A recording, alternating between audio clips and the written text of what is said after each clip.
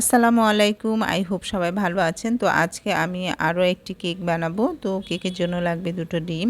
তো সোশ্যাল মিডিয়ায় এত পরিমাণে ভিডিও দেখছি কেকের, তো এটা দেখে বাচ্চাদের প্রচুর খেতে ইচ্ছে করছে কেক। তো তার জন্য আর কি বানানো। তো এখানে 2টো ডিমই আমি এখানে ফেটে নেব বলের মধ্যে। তো এই কাজটা খুবই সাবধানে করতে হবে যাতে করে কুসুম আর সাদা অংশের সাথে যেন না মিলে যায়। কুসুমটা যেহেতু আলাদা করতে হবে। তো এভাবে কেক বানালে কেকটা অনেক স্পঞ্জি হয় আর খুবই সফট হয়। তো তার জন্য আমি এখানে ডিমগুলো ফেটিয়ে নিচ্ছি। তো এই তো এই কাজটা খুবই সাবধানে করতে হয় আসলে। তো আমরা যেহেতু ওরকম প্রফেশনাল মেকার না কেকের, যেহেতু একটু অনেক দিন পর পর কেক বানানো হয়, তো আমাদের এই কাজটা একটু কঠিন হয়ে যায়, বিশেষ করে আমার। তো এই তো এখানে হ্যান্ড বিটার দিয়ে আমি সাদা অংশটাকে একটু হালকা বিট করে নিচ্ছি। দেন আমি এখানে চিনি দিয়ে দেবো। চিনি এখানে 1 কাপের চেয়ে একটু কম দিয়েছি, কারণ হচ্ছে আমি ময়দাটা নিয়েছি 1 কাপ। তো চিনিটা তার চেয়ে একটু কম দিয়ে আর অল্প অল্প করে দিয়ে এটাকে মিক্স করতে হবে। তো এই তো আমার কেকটা একটু বিট হয়ে যাচ্ছে। আর দেখেন মানে সাদা অংশটা তো একটু সাদা ফোমের মতো যখন হয়ে আসবে, তখন এখানে অ্যাড করতে হবে কুসুমটা।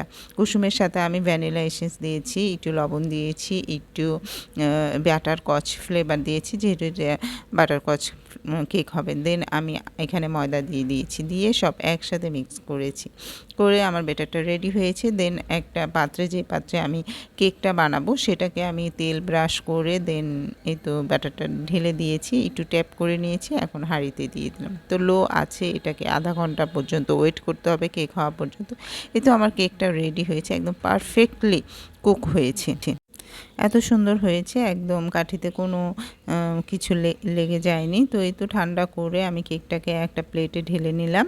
তো খুবই সুন্দরভাবে একদম নিচের পাটটা দেখেন কত সুন্দর হয়েছে, আর দেখছেন কত স্পঞ্জি হয়েছে। একদম হাত দিয়ে চেপে চেপে দিচ্ছি, তারপরেও মানে কেকটা ডেবে যাচ্ছে না। তো এর জন্য কেকটা ডেকোরেট করার জন্য আমার যেহেতু ক্রিম লাগবে, তো আমি এখানে হুইপ ক্রিম ইউজ করছি। তো হুইপ ক্রিম দিয়ে দিলাম 1 কাপের মতো, 1 কাপের চেয়ে একটু কমই দিয়েছি।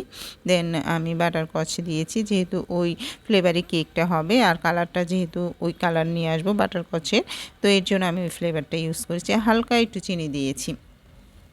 তো দিয়ে আমার ক্রিমটা রেডি করেছি। এখন এই কেকটা আমি স্লাইস করে 3টা পার্টে কেটে নিয়েছি, আর সাথে দিয়ে দিয়েছি সুগার সিরাপ। তো দিচ্ছি আর ক্রিম লাগাচ্ছি। আজকে ক্রিমটা অল্প হয়েছে, তো এই জন্য আমি বেশি ক্রিম লাগাচ্ছি না এই কেকের গায়ে।